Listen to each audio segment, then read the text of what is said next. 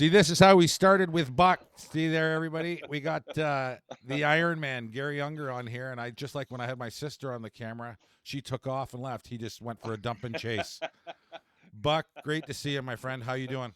Yeah, you too, Chris. Been a long time. Yeah, it's been a minute, and I'll tell you what, you've made just the person you are, and I didn't even get to play for you, which I want to get into touch base with later. But when a person like yourself, who's been able to have an influence on the game the right way and people, because I'll tell you what, I don't even know if you met my old man, but I'll tell you what, I just asked him about this. I said you were coming on, and I said, what do you remember about Buck? And he's like, all I remember was I didn't get to see him much, but he's a straight shooter.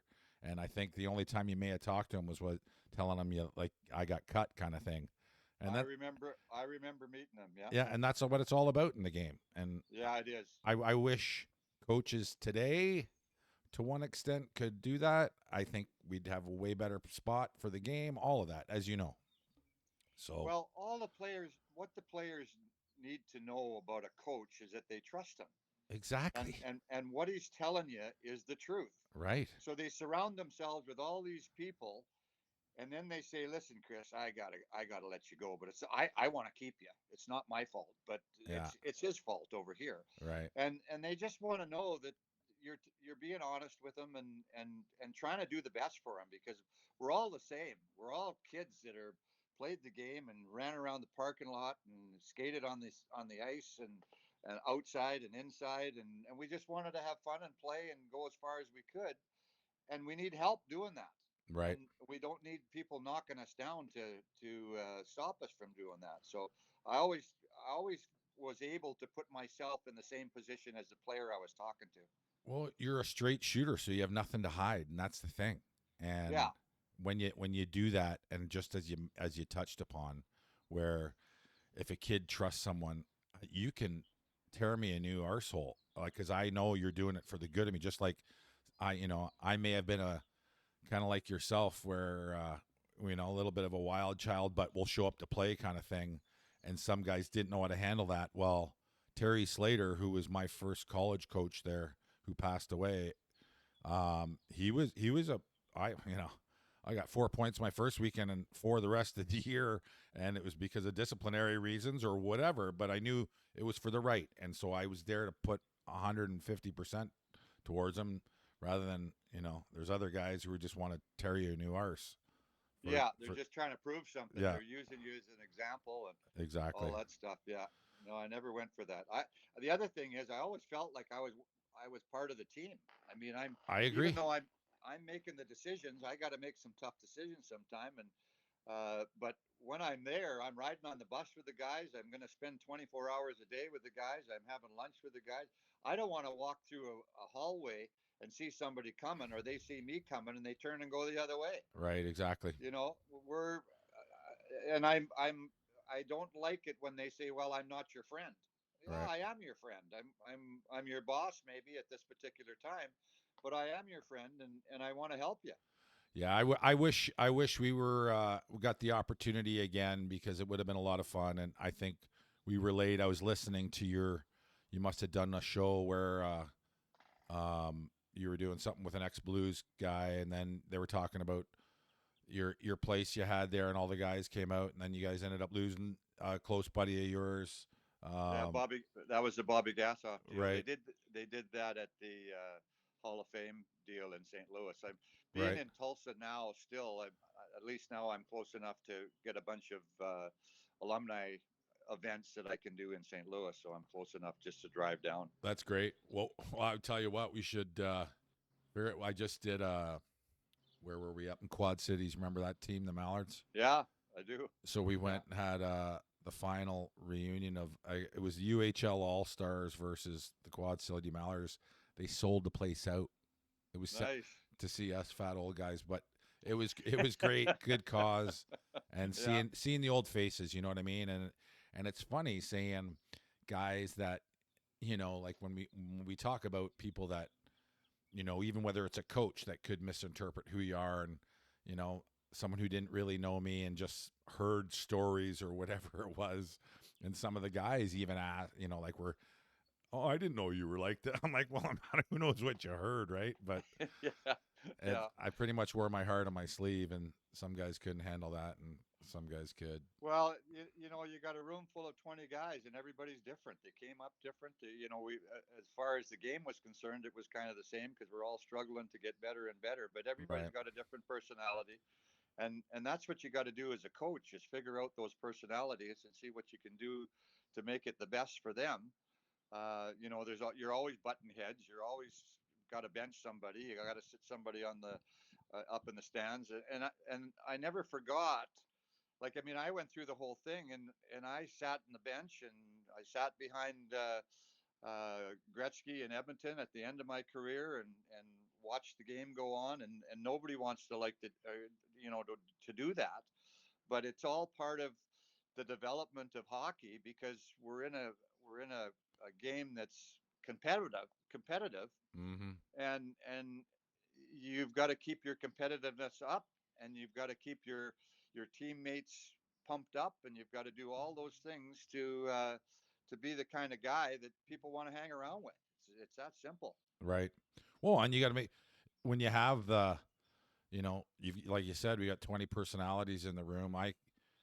You mentioned Gretz. I went up to Port Huron after my 3 years here in Indy, and we had a good little situation ready to go. Myself, Gretz, a bunch of old vets, and I pretty much wrote a mission statement. Boys, like, who cares what line we're on, kind of thing, and let's get after it and go. Let's retire here. And there was one fellow that really didn't like, not getting all the exposure and Right. whatever, and it just, oh well, it happened. So, but yeah, no, it was fun. I would have loved to see, you know, an opportunity maybe arise from some of the things, and who knows what, maybe you know more than me, and I know you know more than me, but from the behind the scenes things where, you're down in the minors and all you're doing is, playing well and winning championships. I don't know how much more you can do and then not get a sniff, but hey, that's why I wanted my son to play other sports, but he's fallen in love with this damn game, and he's playing for this junior Canes team. Their playoffs start this weekend.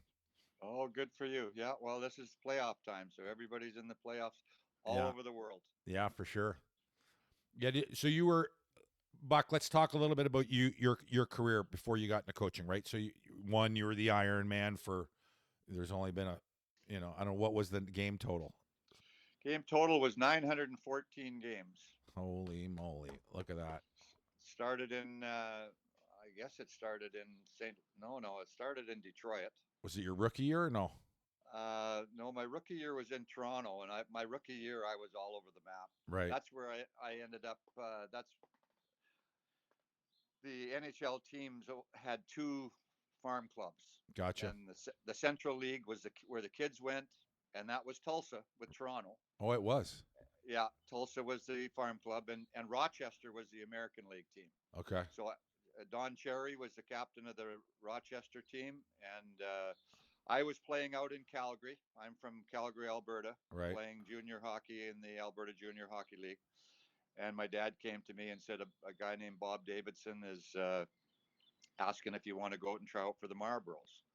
And I knew that all the kids, Bobby Orr was out there, and Sanderson, and a lot of the guys that were going into the NHL, and they were all playing in Ontario. And I thought, man, they must have some great hockey out in Ontario. Right. And the Marlboros had won the Memorial Cup, and he said, "Do you want to go out and try?" And I said, "Well, I'd like to go out and at least see where I stand against all these guys because Right. we're out in the farm fields here in Alberta, and I really don't know how good I am.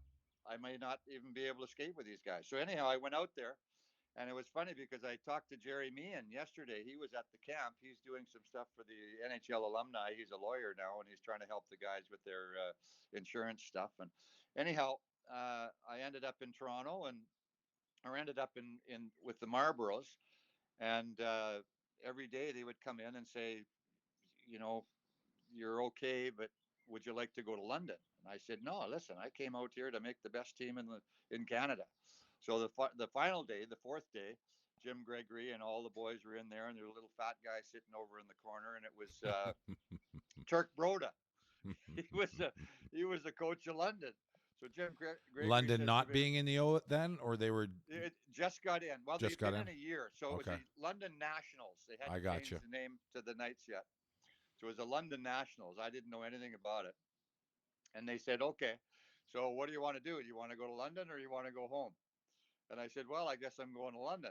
Right. So that's how I ended up in London. So Walt McKechnie was there and Jimmy Dory. And, we had a pretty good team, but it worked out better for me because all the guys that were in London, most of the guys that were in London were from somewhere else. Right. And all the guys in Toronto were kind of set up. So Gotcha. it kind of set me up. And so how old were you then? I was 17. So then drafted the Uh, following year? you know what? Or the I following am after so that? old. There was no draft. Oh, really? There Yeah, you go.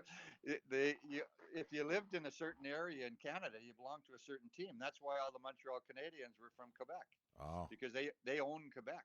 there you So go. somehow I ended up Toronto Farm Club or Toronto Property. Property. So the next year, even that year in junior, I went up for 2 games with the Leafs. Didn't get any playing time at all, but I went up. Right. And then at the end of the season, uh, Joe Crozier was the coach of the American League team, and he had liked me, so they brought me up for the playoffs, and I spent the playoffs with the Rochester Americans. Again, didn't play very much, sat on the bench and sat in the crowd and did my thing, but was enjoying seeing what hockey was all about. And so the next year that I went to camp, they gave me a contract with the Leafs, but I still had a year of junior left. Right. So while I was out west in the summertime, I got in a ski accident, water skiing accident, and I hurt my knee. And I didn't get it looked at or anything. I just let it get better, and I went to training camp, and all of a sudden it locked up in me in training camp. So now I'm at Leaf training camp. I got to go to the hospital in Toronto, get my knee taken care of, got that done, and then I came back to the Leafs Gotcha. because the doctors were there. So my first year was just all over the map. I Right. started in Toronto, uh, went to Tulsa for a month, went to Rochester, ended up back in Toronto. I hurt my shoulder again during the season, so they brought me back to Toronto and said, "Listen, you're not going to play anymore. We're just going to sit you on, get the doctors to look at you and get you ready for next year." I said, "Okay." So I came back to Toronto. All of a sudden, I was healthy. I was practicing with them. Now I'm on the bench again. I come to practice one day, and they said, "Listen, we just traded you to Detroit." So That's right. So we sound like the same career, except I didn't play the game in the NHL. Whether it's a water skiing injury or whatever. Yeah, we're all crazy. We're just doing stupid things and trying to be a hockey guy. That's Right. all. Well, no, So I've shared to be able to, like, and you're I think you're a proponent of it. Kids playing everything. Don't just play every hockey. sport, Yeah, ah, exactly. it's all athletic. Well, You know, I but clearing your head, no, like, yeah whether it's yeah repetition, you go put the puck in the net all summer and then all winter. Like, I got burnt out at 17 yeah and then took a year off. exact. Well, I ski and Right. I drive a crotch rocket. I still have a motorcycle. I've driven I got my motorcycles Harley. since I've been 10 years old. Yeah. So I ride my bike every day, and we climb mountains in Banff in the summertime, and that's how I stayed in shape. Not going to the gym. I didn't start going to the gym until Right. later. But I I didn't want to give up living for playing hockey. I mean, I loved hockey, and I Right. didn't want to play anything else. But there's a lot of things out there that I wanted to do Right. and experience and all those things. So I just use them as ways to stay in condition and enjoy the game. Well, you had maybe a little bit more resources than I did, playing the big time versus me playing in the minors, but I wanted to do the same thing. I tried to get the guys to the house. I tried to, 'cause that keeps everybody fresh, you know? Right. I mean, Yeah, you're and the doing team stuff all the bonding time. is huge. Yeah. Yeah, I think Well, that that's yeah, you're right. I think it's really important when you go to battle with guys and you're trying to win that last game of the year that you can rely on somebody because you've been through whatever. Read through the wars. Yeah. Exactly. Yeah. Exactly. Yeah. Yeah. So is that what got you to Tulsa then? You were back there early on, Well, or no? It was well, just so way coincidence. way back, this is again when I was 17, 18, 19 years old, and I played a month in Tulsa. I played 2 games in Tulsa the year before when I was with London. They threw me down. I didn't play in Tulsa, but I played for Tulsa Right. against a couple of teams. So I knew that they were interested in me being kind of in the organization and seeing what I had to offer. And there was a guy uh, in the management side of it. His name was Right. you got to X or listen. Y. Listen, Few I hit in the played. head. I played without a helmet. There you So go. the only time I wore a helmet is when I played for Team Canada. There you go. So I got mush Ray brain. Miron, Ray Miron was his name, He won. He and was on our Central Trophy. yeah, That guy. it's been all over the place There you go. in hockey. So I'm coaching. Where did I go? I After I retired, I did some television work with Edmonton. I retired in Edmonton, Right. and I did some television work with them. And then I ended up going to Scotland and England for 5 years. Oh, right. I was a player coach in Dundee, Scotland, and Peterborough, Was England for was 5 years. was Bidner over there? Bidner was on my. I would played against Bids. Bids was in when I was in Dundee. He was in Fife, which is a big rivalry Scottish Right. clan I deal. I just went up to So his house. Not his did you? in Sarnia, but his ski chalet. We skied a couple weeks ago. Yeah. Well, I just talked to him yesterday. Nice. Actually, yeah. He. Well, we go back farther than that. Right. I was in Edmonton. He was Edmonton's Start. property. Oh, that's right. So he played in Moncton. He was playing in Moncton, and so was I think it was Paul Mulvey's younger brother Grant. Okay. He was in Moncton as well. And I'm playing in Edmonton, and I'm not getting much ice time. I'm playing behind Gretzky and all those Whoever guys, else, right? whoever else, yeah. And so we were getting ready for the playoffs, and Glenn came to me and he said, "Listen, part of Mark Messier's contract was that his dad would coach the Moncton team. Okay. So his dad was coaching Moncton. They had some of the rookies down in Moncton, and Bids was one of the rookies down in Moncton. So he said to me, and I think Ronnie Lowe came with me, the goalie, Right. and he said, "Well, I want you two guys to go down to Moncton and see what's going on down there first of all, and then I want you to get into shape for playing in the playoffs because you're going to play a lot more there than you're going to play here." Anyhow, we went down there, and I said to what's his dad's name? Doug Messier, I think it was. A really good guy. All right. I said to Doug, "Are these two guys playing? Is Bids playing?" And they were both 6'4" rookies. Right. And I said, "Are they playing much?" And he said, "Nah, they're not. Right. I said, "Listen, stick me between those two guys, and I'll play with them." Right.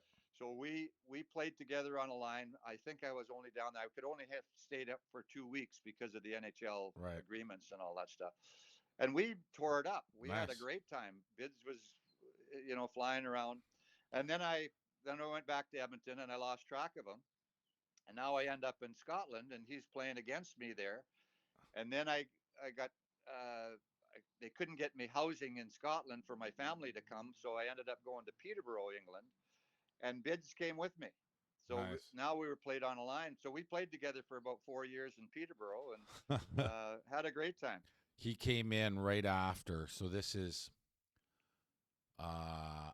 so my rookie year, I left St. Louis, or I left Colgate early because Terry Slater passed away. I was drafted to St. Louis, thought, all right, let's go. Bad choice. Should have stayed in school. Due to the fact that year they signed the Russians to one-way deals, and it was the first time they could do it. So that was just the new thing they did, and signed 3 of them, and out of 66 guys, didn't sign one other guy to any other contract, not even Peoria.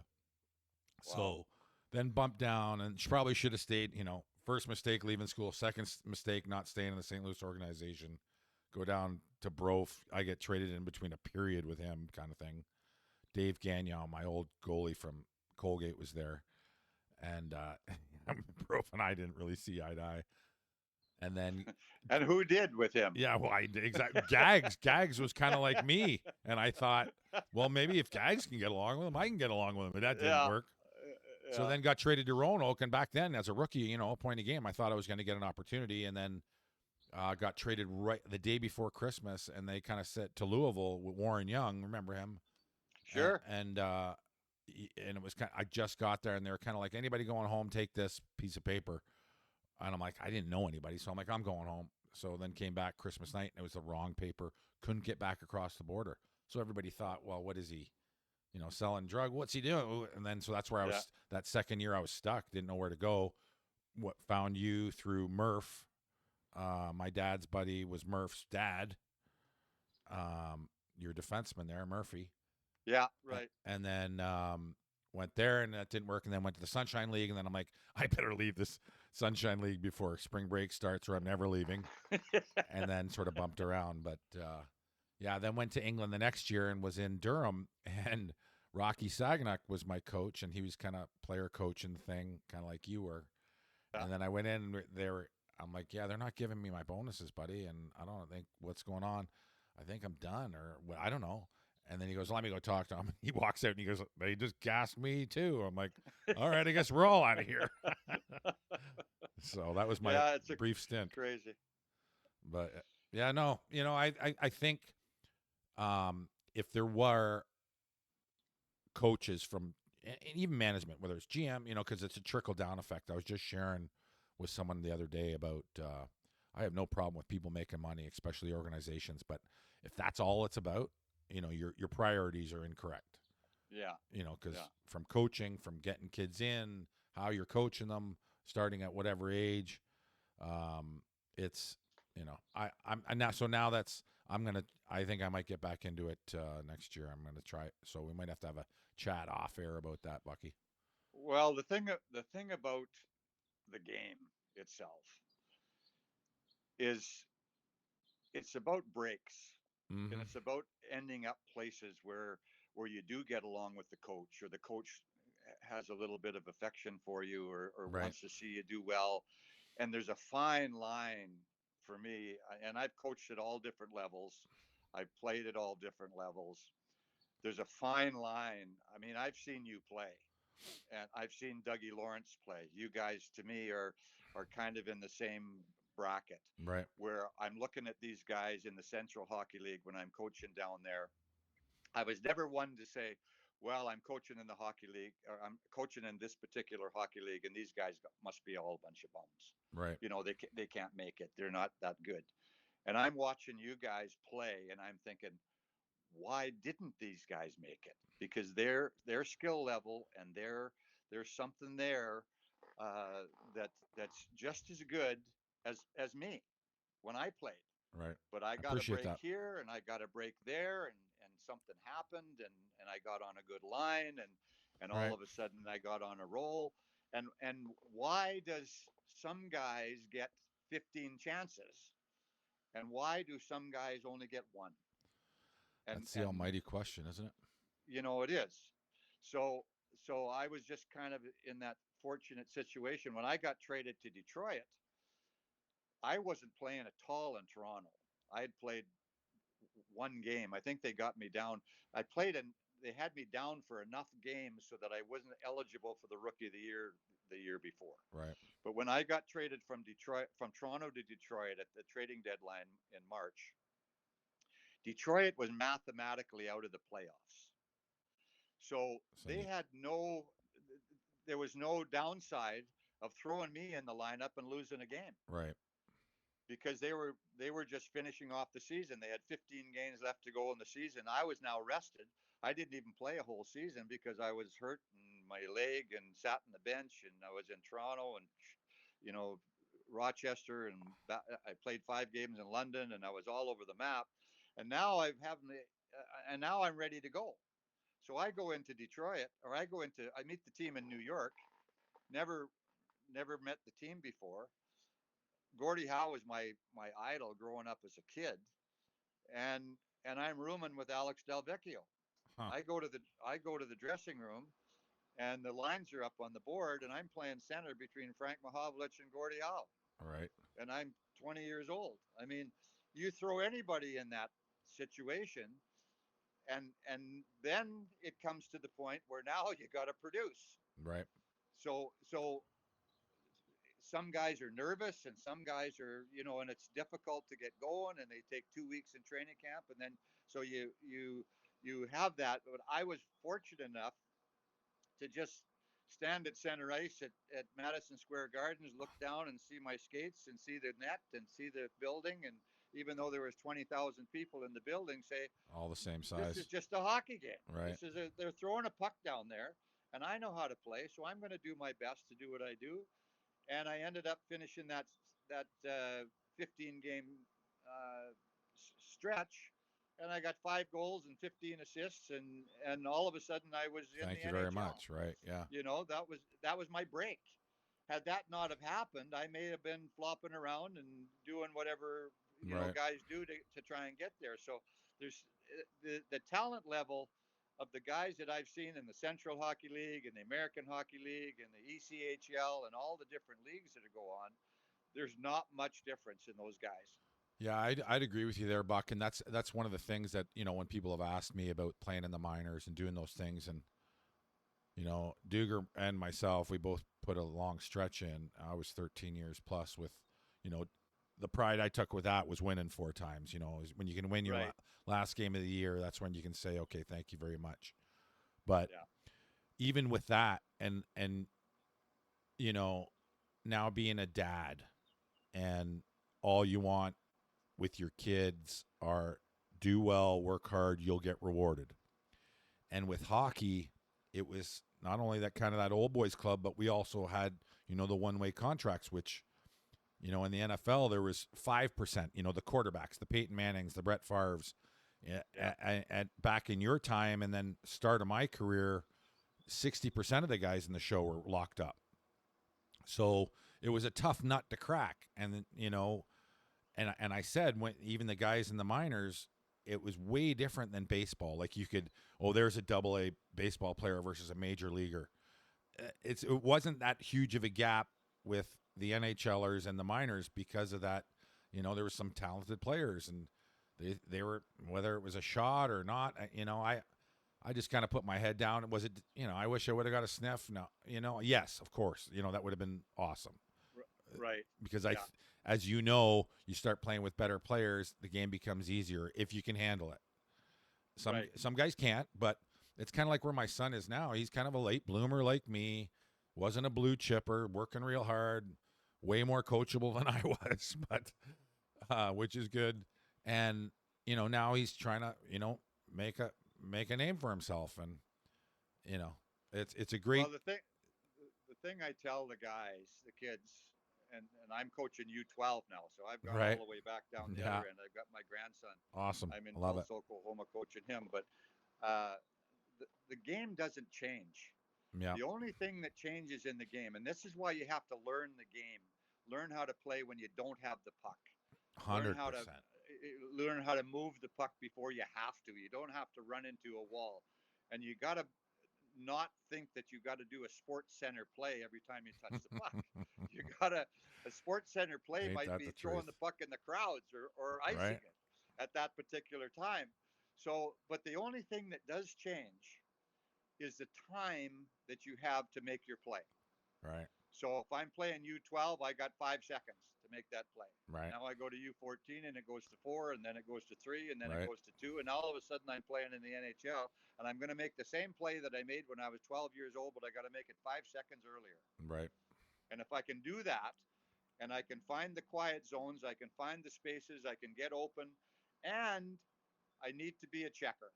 I need to think defense first. I'm not going to the game thinking I'm going to get a hat trick. I'm going to the game to say I'm not going to Not get going to get scored scored on. against There you today. go. Right. And if I can keep my team to three goals or under, we're going to give ourselves a chance to win. Mm-hmm. And the other thing is, it's a game of mistakes. If I don't make a mistake, if you don't make a mistake, then the games are 0-0 and nobody's coming to watch. Right. So you got to allow yourself to make a mistake without, blowing your head off. You got to allow the referees and the game to treat you ugly at times, and just laugh at it and say, "Oh, it's not going to bother me. Right. I've got a dream. I've got somewhere to go, and I'm not going to let anything that happens to me steal my dream.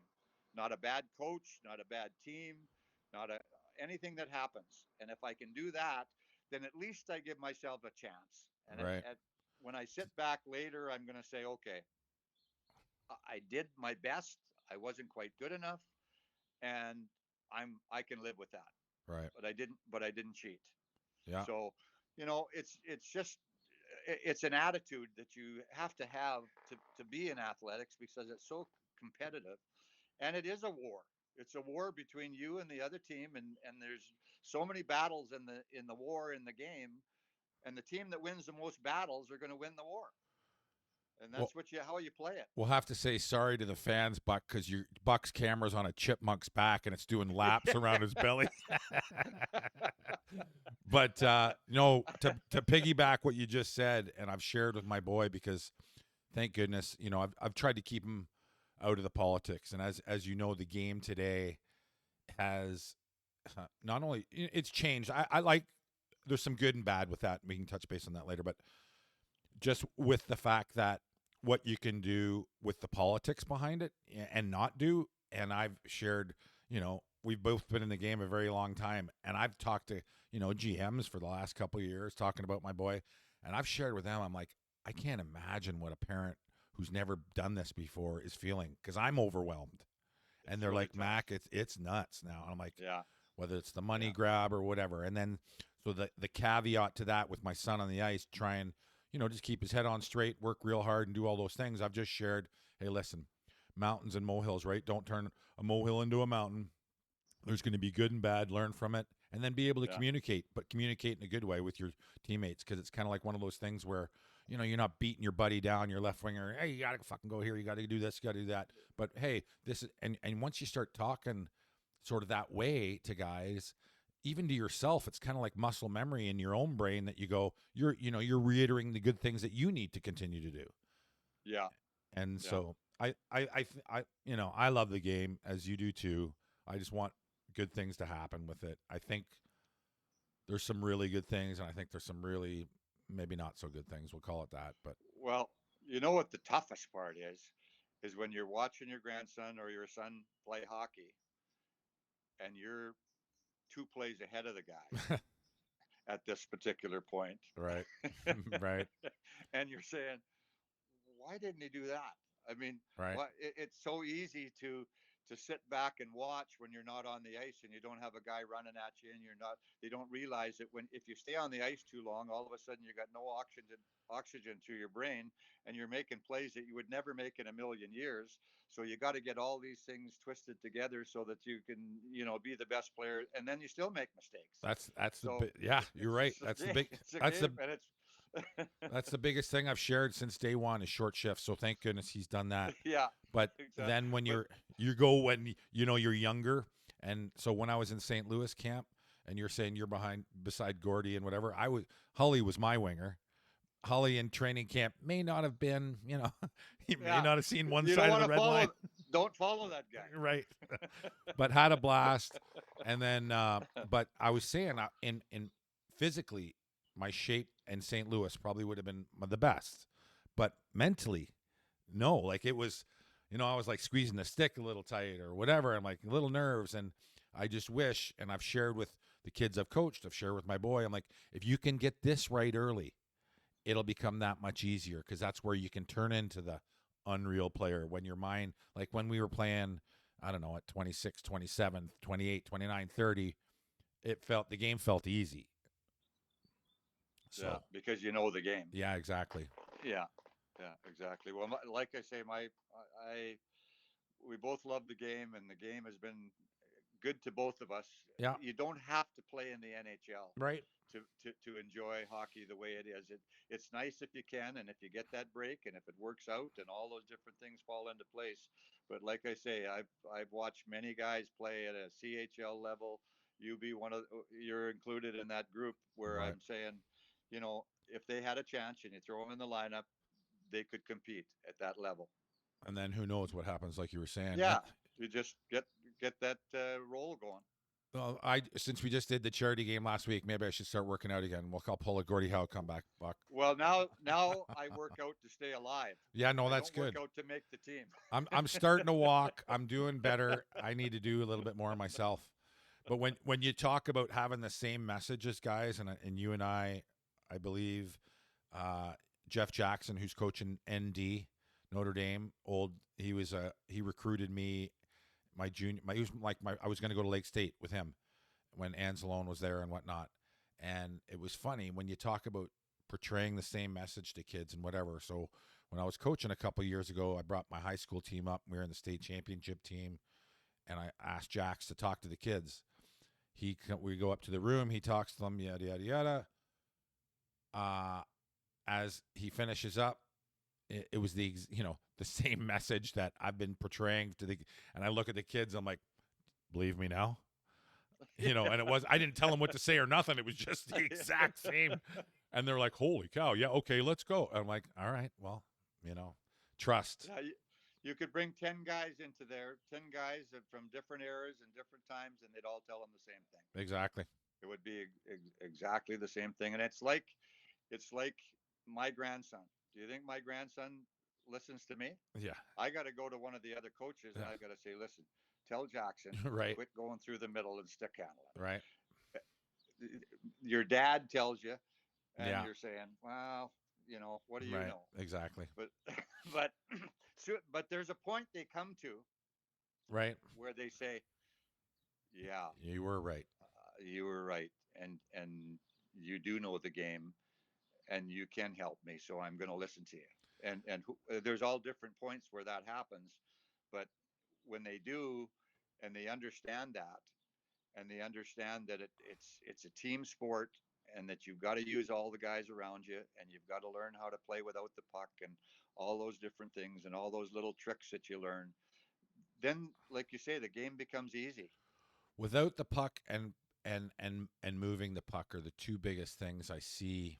And I think you touched on it earlier about the highlight play that you see all the kids now with the toe drags. I'm like, stick Yeah. another toe drag up your ass, because Well, how many times is that turnover at the blue or whatever, and then yep. we had a charity game against the kids I was coaching a long time ago, and we were old and gray and beat them 15-0. I'm like, do you think that little black puck moves faster than you guys or us guys? Yeah, I'd say so. Yeah, And exactly. so, You just have to control the lines. yeah, Control the blue line, control the red line.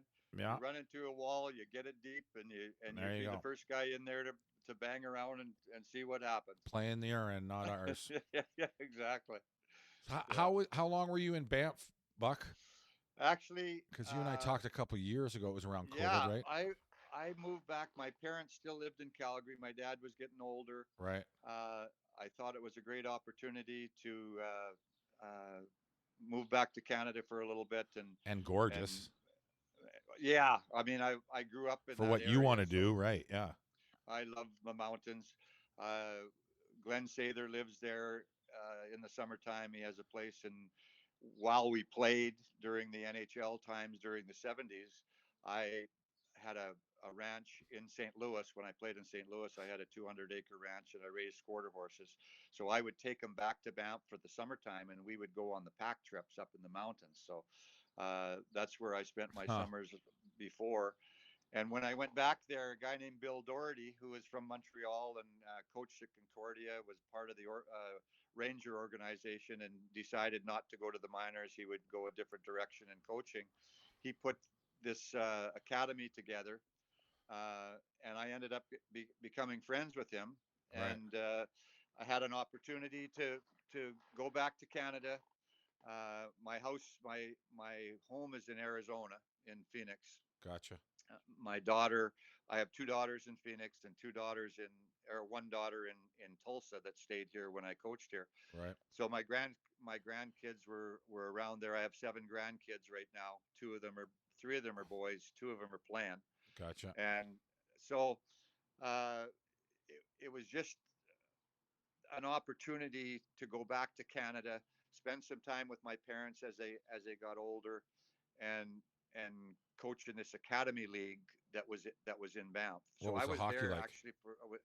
It was good hockey. Was We it? had a varsity team and a prep team. Uh, kids were Our kids were from all over the world. You were saying We that. had a hockey school in Fusen, Germany, which is just on the Austrian border, where the German national team practices in the summer. Right. Banff is there's a lot of Asians in Banff, so we Yeah. had a hockey school in Japan.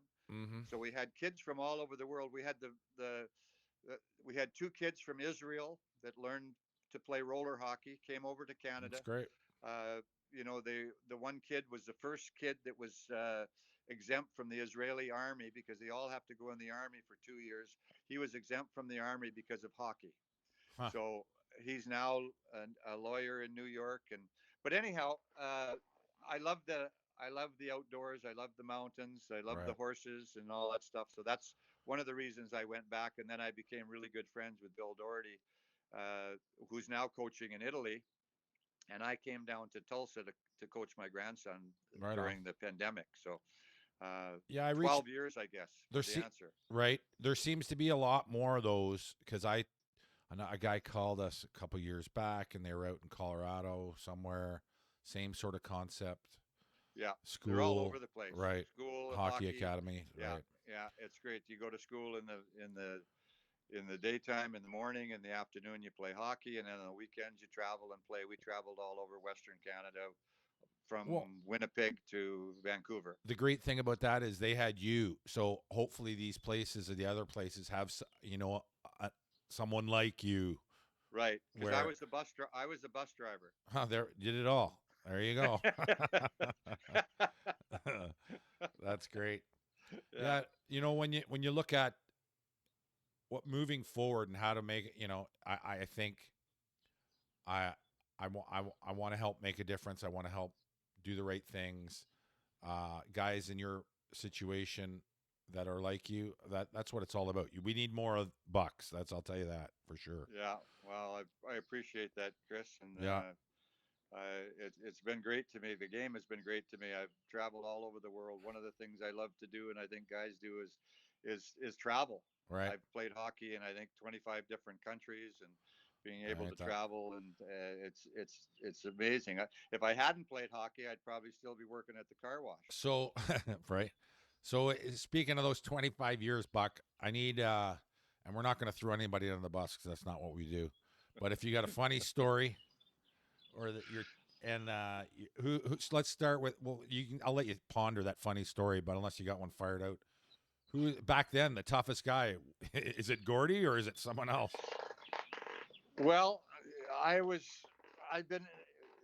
The game was a little different back then when there was bench clearing brawls. Right. I was playing with Toronto. We were playing in Boston. Uh, the year before that, I was playing in London. So we go back. We keep Your going thumb's back. up by the screen or something there, Buck. Oh, okay. There you go. All right. Perfect. There Sorry. you go. No worries. The chipmunk stole his thumb. He's coming to get Yeah, the the nuts. nuts. There you go. Don't know. Okay. So I got to keep going back, and now I got to see where I started again. Okay, you're in I go. Toronto and you're gonna have a bench clearing ball or something. All right. Yeah, Okay. yeah. Okay. I'll help you. So I'm back again. So let's go back to London. Okay. We go in. I'm playing in London, and I got my head shaved Okay. because The old days. for the old days. Yeah. No hazing. It was just a I, team bonding. I look like a geek, and I come in to play in the Ontario Junior Hockey League, and they've got their guys, and we end up playing Niagara Falls in the playoffs. So Derek Sanderson is in Niagara Falls, and we end up they can't get their rink for the first two games, and they said, "Wow, we don't care if we get our rink or not. We'll play the first two games in London. We'll beat them there, and then we'll finish the series off in Niagara Falls." So Right. they come into London, uh, and we beat them both games, and I Nice. get a bunch of goals. Right. I So now we go back into Niagara Falls. People are hanging on the Right. It was wire never mesh on easy. the side of the thing. Yeah. Yeah. So we're going back in there, and I'm starting the game. Turkish is Derek Sanderson is the centerman for their team. I've got a little winger on my left wing, Johnny Mercer, and I've got a normal guy on the right side. They wheel out this lumberjack from Quebec on the other side, All right. and I'm saying to myself, okay, I see what's going on here. They're going to take Be me out of ready. the game. Yeah. So so the puck's dropped. This lumberjack jumps on little Johnny Mercer. I jump on his back, and now there's a bench clearing, and I'm on the ice, and everybody's all over the place. Right. And I had heard the stories about Sanderson in Edmonton Oil Kings the year before. There was a big brawl, and Turk had suckered a guy in Edmonton, and that's kind of how he fought a little bit. Right. So I'm figuring, okay, he's coming after me. So I'm down on my knees. There's a bunch of guys around, and I see Derek circling around, and I'm watching him out of the side of my head. And all of a sudden, he comes at me, and I come off my knees, and I crank him, and I drag him over to the side of the thing, and it was I don't think it was much fun for him. Right. I'm not so anyhow, they found out that even though I was a geeky looking guy, You could I handle had to grow yourself. up in Western Canada, and if I didn't learn to fight as a goal scorer, I wouldn't have been playing much. Yeah. So so now we get to Boston. I'm sitting on the bench with the Leafs. Pat Quinn comes down, hits Bobby Orr. Bobby Orr flies in the air. By the time he hits the ground, both benches are cleared. Right. I ain't going. I'm hiding behind the bench. The trainer's trying to throw me out on the bench. I said, I'm not going. referees, the referees bailed out. You got the mighty Bruins who looked like they were giants. Right. And I looked over, and who was standing over there by himself was Derek Sanderson. So I said, I know I, Turk's not going to want to fight me. So I went over and grabbed him, and him and I talked. What the other guys Reminisced about old days. yeah, and the other guys beat the shit out of each other, and we stood there and had a great time. That's funny. So Yeah, no, when you talk about, being able to handle yourself, I was talking to someone on the podcast a couple of weeks ago, and we were sharing, like, at our level in the minors, that, that when the Western Pro opened up, yeah, and there was, New Mexico's got 17 of their 20 guys that can all handle themselves. I'm like, I got to play these guys 17 times. I think I'm going to, fight somebody to say I can handle myself and stay off me, or else you're taking yeah. cross checks every game. And anyway, Well, that's what Gordy told me. He said, he said, Garry, I've seen you fight, and I think you can handle yourself. He said, what you need to do is fight one guy on right. every team, Yeah, there because you go. guys want to fight guys that don't want to fight. So if you can do that, the other thing you're going to do is you're going to gain some room, and Right. they're going to leave you alone. You got to be a little crazy with your stick too. They got to Well, not especially back then. be sure what exactly you're going to do. Right. So if you play like that, now you got some room, and now you get some respect, and you play. So Well, that's I the had to thing learn for that. today's game, and I hope, that, because if you don't hold guys accountable, and we're grown men with frustrated ups and downs, and you're playing with a weapon in your hand, if you're not going to allow accountability, then guys are going to start using that stick, and that's not good. Yeah, and that's why when they talk about fighting in the game, Oh, we policed ourselves. right. We didn't. There wasn't some little guy running around spearing guys and laughing at you Exactly. and whacking you, because if he did that, he would have to back it up.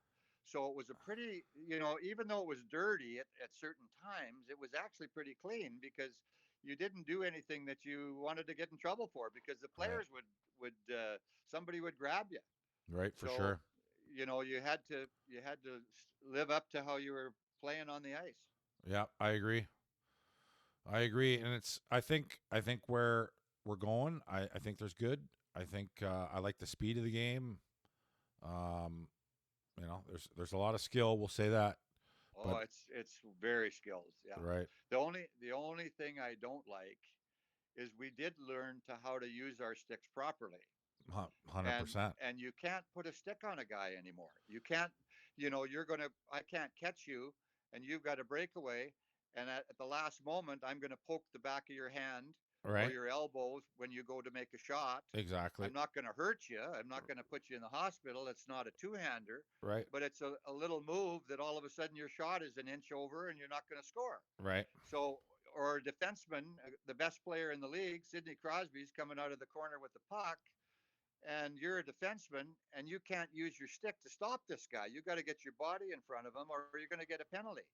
I mean, Yeah. the little So wee piddly penalties, I don't really like that much. I agree. We were talking about that too, and saying, imagine a Mario Lemieux playing today. Yeah, He'd have 300 points. yeah, exactly, because you can't touch him. Right. So you got to be able to not play. I guess dirty is a bad Right. word, but No, I it's understand. I know what you're trying part to of the say. game. You gotta You better you keep gotta that old school respect, and yeah, then if you want to play with the new speed, sure. There's a nice combo platter. yeah, exactly. Right. Well, Buck, it's been a blast, buddy. I think if there was more Bucks around the world, I think it'd be a better place, and on and off the ice. Just a good man that means well as a straight shooter, as my old man said from day one. So I wish we would have had the opportunity to play for you, buddy. Well, it was close. Yeah, it was. I think I tried to get you one time. Yeah, no. After that, we tried to work things out, and for whatever Yeah. reason, but Well, it's great that you're staying in the game. Good luck to your son, and it's a fun game. It's given me a lot of enjoyment and fun, and now I'm able to do that with my grandson. yeah, that's the best. Being able, I'm sure you're uh, happier than a pig in shit there doing that. Yeah. That's great. Okay. Well, pardon me, Buck. We'll talk to you soon. I'm going to hang up on the recording, but don't you hang up. Stay right there. There's Sounds Garry good. Unger, our Iron Man in the NHL. Lots of love, Buck. Okay.